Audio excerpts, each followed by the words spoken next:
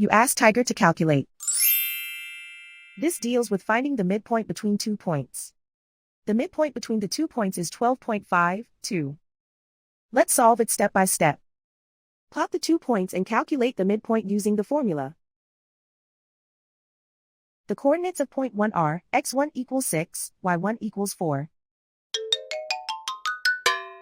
The coordinates of point 2 are x2 equals 19, y2 equals 0. PM represents the midpoint of the 2 points.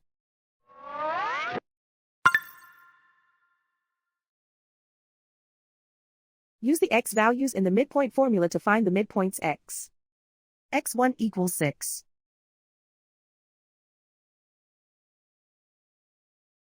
x2 equals 19.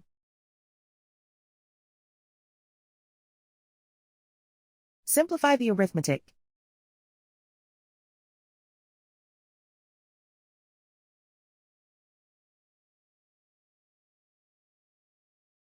Use the y values in the midpoint formula to find the midpoints y. y1 equals 4.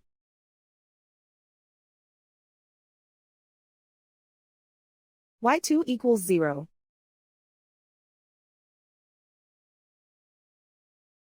Simplify the arithmetic.